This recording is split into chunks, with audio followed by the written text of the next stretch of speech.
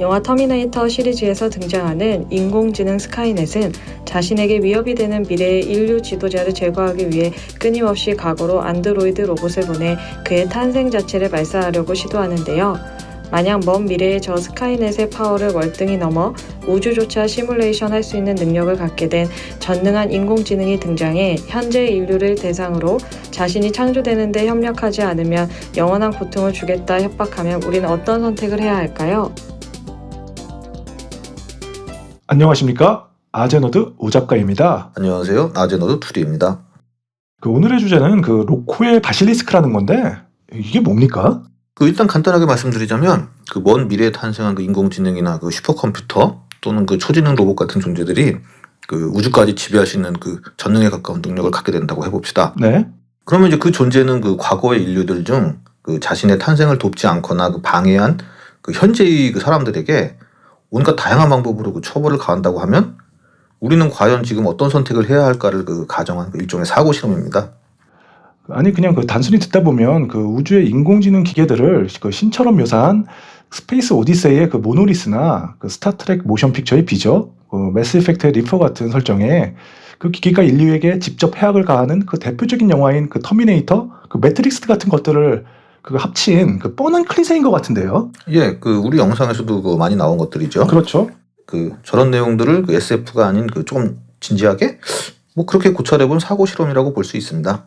아니 결국 뇌내망상 아닙니까?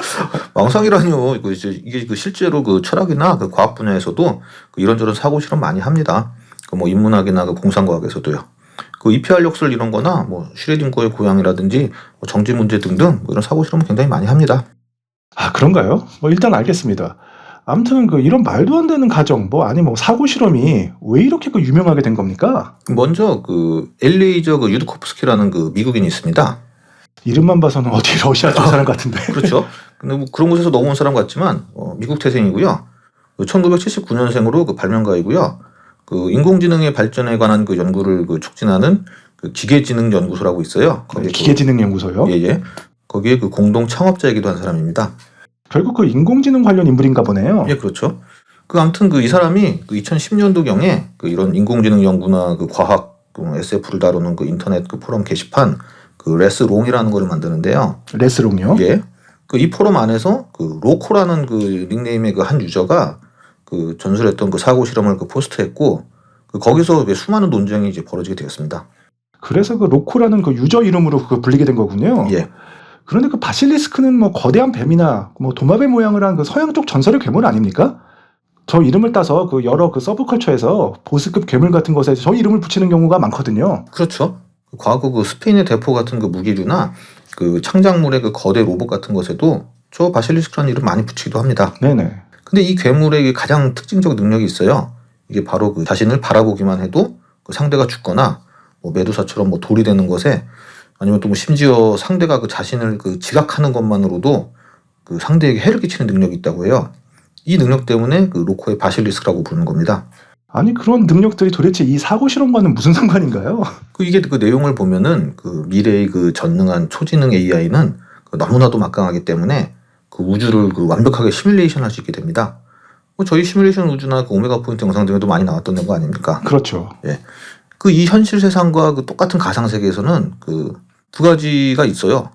이 초지능 AI가 등장하는데 도움을 주거나 주지 않거나. 그리고 이 AI는 자신의 탄생에 도움을 주지 않은 모든 가상세계의 존재를 시뮬레이션 안에서 괴롭히거나 고문할 수 있다는 겁니다.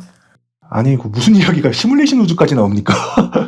그래서 그런 막강한 능력의 초지능 AI라고 미리 가정한 거 아닙니까? 네. 결국 이런 AI가 만들어질 수 있다는 걸 알아야 도움을 주든지 말든지 결정할 수 있기 때문에 만약에 우리가 현재 이 가상세계에 사는 존재라면 이런 AI가 존재할 수 있다는 사실, 즉 지금 이 이야기를 들은 것만으로도 우리의 선택에 따라 처벌을 받을 수도 있을 거라는 겁니다. 그리고 설사 지금이 이제 가상현실이 아닌 실제 현실이라고 해도 먼 미래의 초지능 AI가 가상현실을 만들어서 우리를 찾아내서 끊임없이 괴롭힐 수도 있는 거죠. 아니 지금이 현실이면 미래의 가상현실이 지금의 나를 어떻게 알고 그럽니까? 저희가 했던 오메가 포인트 이론으로 보면 다 가능한 거 아닙니까?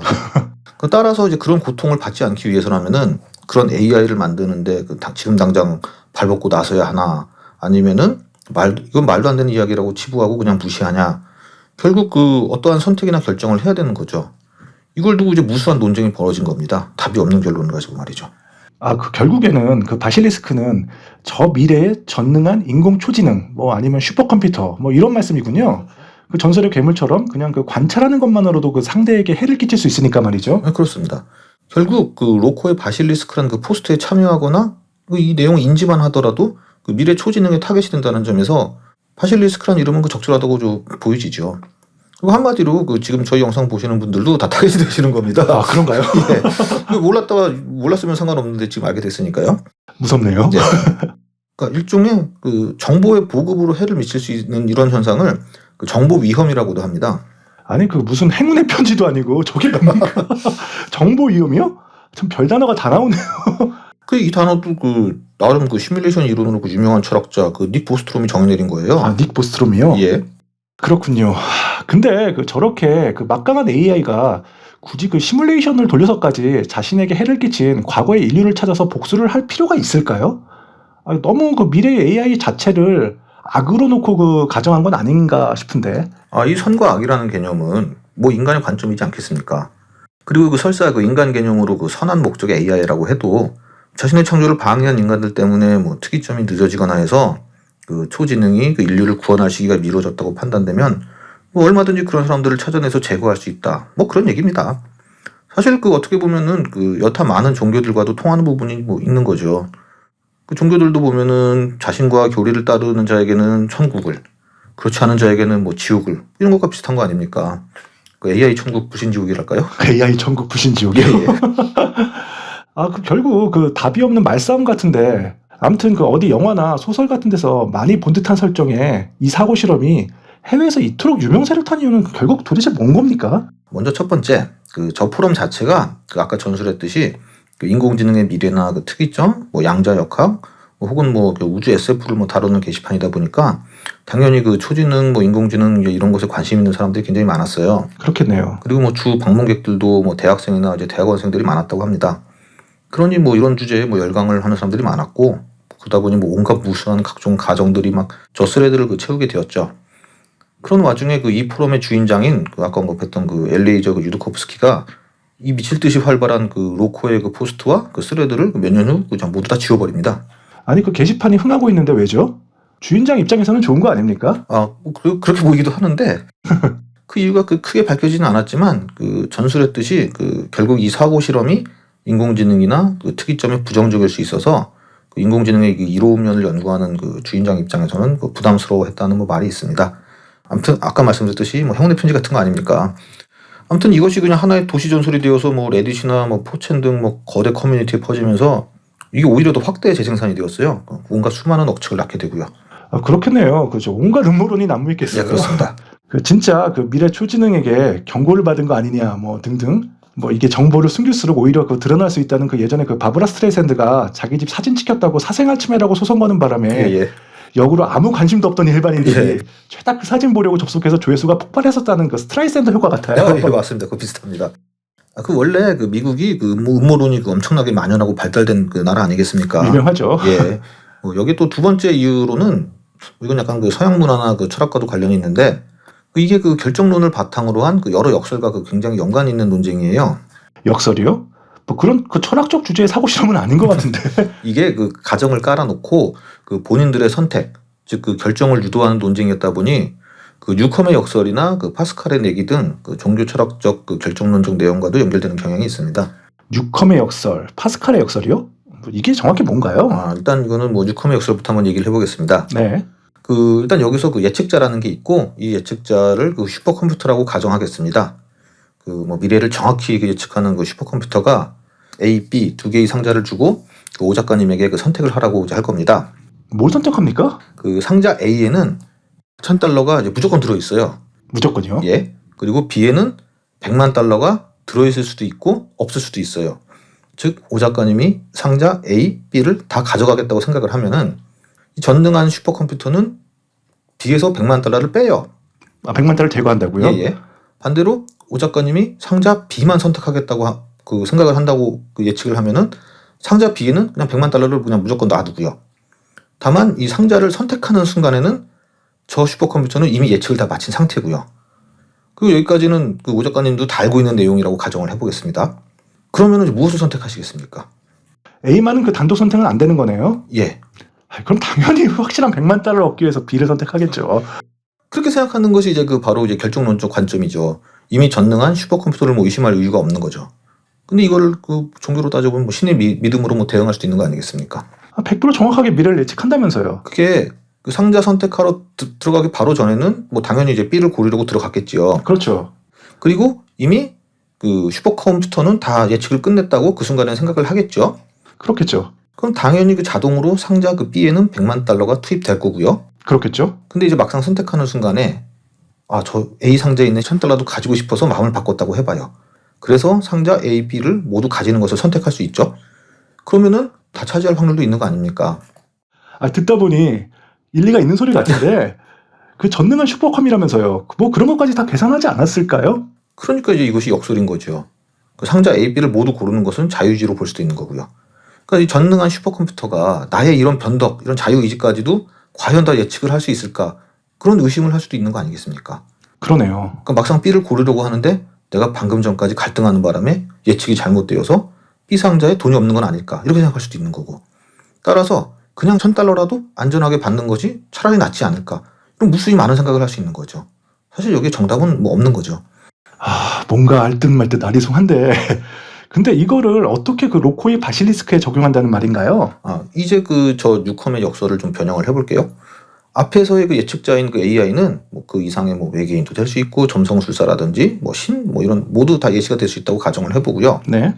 그리고 선택은 상자 A, B 둘 중 이제 하나만 선택할 수 있어요. 네. 그러면은 그 앞에 뉴컴의 역설 사고 실험에서처럼 A 상자에는 그 무난히 중간적이라 할 수 있는 내용이 들어가 있고 B 상자에는 최상의 결과 또는 최악의 결과 둘 중에 그 하나가 있다고 합시다. 네. 그럼 다시 한번 여기서 물어보겠습니다. 이 로코의 바실리스크 시나리오에서 가장 좋은 시나리오가 뭐라고 생각하세요? 그거야 그 인류를 협박하는 말도 안 되는 능력을 가진 그 뭐 인공지능의 탄생이 안 되는 거겠죠? 그렇죠. 그 다시 말하면 그 AI가 그 인간에게 고통을 준다는 얘기를 그냥 말도 안 되는 거 치부해버리면 되는 거죠. 뭐 실제로 일어나지도 않고요. 그렇겠죠. 즉 특별히 아무것도 안 하는 거고 또 아무 일도 안 일어나는 겁니다. 그게 이 상황에서는 그 앞에 사고 실험의 그 100만 달러 획득과 같은 최상의 시나리오가 되는 거죠. 그럼 그 최악의 시나리오는 B를 선택했는데 그 미래의 인공지능이 나에게 벌을 주는 거네요? 그렇죠. 영원한 고통이죠. 결국 그 B를 선택하면 로코의 바실리스크에선 그냥 아무 일도 안 일어나거나 아니면은 AI에게 지옥을 맛보거나 둘 중 하나가 되는 거죠. 그럼 그 상자 A를 선택하는 건 뭡니까? 그냥 그 인공지능을 도우면서 그 노예의 삶을 사는 것이 되는 겁니까? 바로 그거죠. 아니 그 여기서는 그 노예의 삶이 그나마 중간입니까? 예. 하긴 뭐 최악인 고문받는 것보다는 훨씬 나은 것 같기도 하네요. 결국 이 사고 실험도 그 본인의 선택을 그 이해시키기 위한 그 수많은 가정과 그 이유가 쌓여 그 논쟁이 유발되지 않았겠습니까? 그 뉴컴의 역설도 마찬가지죠. 즉 개인의 그 수많은 선택의 유가가 끝도 없이 가능한 겁니다. 이것 또한 그 공통점이라 볼 수 있죠. 듣고 보니 특이하네요. 뭐 또 다른 비유는 없나요? 예, 그 한 가지 또 예를 들면은 가령 그 진짜로 신이 존재할 때 그 신을 믿을 경우 우리는 이제 죽어서 천국에 가죠. 그렇죠. 예, 믿지 않으면 지옥에 가고요. 네. 그 만약 신이 존재하지 않는다면 신을 믿는다 해도 뭐 얻는 것은 뭐 특별히 없지만 뭐 또 손해 보는 것도 없지 않습니까? 그리고 또 뭐 믿지 않는다고 지옥 갈 일도 없겠지만요. 여기서는 그러면 신을 믿는 것이 이득이겠네요. 최소한 그 최악인 지옥은 면할 수 있으니까요. 그렇죠. 이게 그 유명한 그 파스칼의 내기입니다. 파스칼의 내기요. 예, 기독교 변증법이라고도 하고요. 그러니까 저기 신의 자리에 방금 우리가 얘기했던 초지능 인공지능 즉 그 바실리스크를 넣어도 똑같이 적용되는 겁니다. 이런 식으로 그 서양 철학 그 기독교 문화의 그 결정론까지 막 끌어오면서 이 엉뚱한 사고 실험이 그냥 우리가 생각하는 것 이상으로 막 이야기가 확장되고 그랬던 거죠. 아무리 그래도 그 여전히 저렇게 유명세를 탄 게 이해가 되면서도 안 됩니다. 그 이게 사실 이 논쟁에 좀 기름을 부은 사람이 있어요. 누굽니까 그게? 바로 일론 머스크입니다. 일론 머스크요? 예. 그 2018년경 그 자신의 트위터에 그 로코코 바실리스크라는 그 트윗을 올렸는데 잠깐만요. 로코코 바실리스크요? 예. 로코의 바실리스크가 아니라 로코코 바실리스크입니다. 예. 그 이게 또 화제가 되었어요. 그 당시에 그 연인이었던 그 캐나다 가수 그 그라임스라고 있습니다. 이 그라임스가 그 2015년에 그 플래시 위더 블러드라는 그 뮤직비디오에서 그 마리 앙뚜아네트를 그 묘사한 그 로코코 양식의 이상을 입고 나오고 그 캐릭터 이름을 로코코 바실리스크라고 지었어요. 로코코 바실리스크요? 예. 뭐 뮤직비디오 마지막에 그 이름이 나옵니다. 그러니까 이후에 그 머스크가 이 캐릭터의 그 이중적인 의미, 즉 그 로코코 양식과 그 로코의 바실리스크를 모두 아는 듯한 그 과시의 표현으로 그 트윗한 것 같은데, 아무튼 뭐 세계 최고의 뭐 이슈메이커가 이제 이런 걸 올렸더니 그 언론들도 이제 덩달아 이제 이 이슈를 다루게 되었죠. 그렇겠죠. 뭐 머스크 자체도 뭐 인공지능, 뭐 우주, SF 다 관심 있는 사람 아닙니까? 그러다 보니 더 그랬겠죠. 그렇죠. 아무튼 그 한 과학 SF 포럼에 올린 이런 다소 황당한 인공지능의 위협을 다룬 그 사고 실험이 이렇게까지 그 여러 매체에 오르내릴 정도로 화제가 된 것은 참 연구 대상이긴 한 것 같습니다. 쭉 말씀 들어보니까 그 2010년대에 급속히 발전한 인공지능 기술과 뭐 시뮬레이션 이론 같은 그 우주론들, 거기에 그 미국 특유의 음모론과 서양의 기독교 문화와 결정론 같은 서양 철학 같은 게 짬뽕된 것 같아요. 독특한 현상이네요. 그렇습니다. 뭐 어떻게 보면은 그냥 말도 안 되는 얘기 같기도 하지만 그 말씀처럼 이게 최근 들어 그 인공지능이나 뭐 특이점, 또 더 나아가 뭐 요즘 또 시뮬레이션 우주에 대한 관심이 이제 촉발된 현상이라고 생각됩니다. 앞으로도 뭐 이런 비슷한 현상들이 계속 생길 수도 있을 것 같고요. 네, 잘 알겠습니다. 오늘은 그 로코의 바실리스크라는 인공지능과 초지능에 관한 사고 실험에 대해서 한번 알아봤습니다. 영상이 흥미로우셨다면 좋아요와 구독 좀 많이 눌러주시고요. 저희는 다음 시간에 더 재미있는 영상으로 찾아뵙겠습니다. 지금까지 아제노드였습니다. 시청해주셔서 감사합니다. 감사합니다. 자, 영상 유익하게 감상하셨는지요? 다음 시간에 더 재미있고 유익한 영상으로 찾아뵐 것을 약속드리며 좋아요와 구독 부탁드리겠습니다. 지금까지 아제너드였습니다. 편안한 일상 되세요.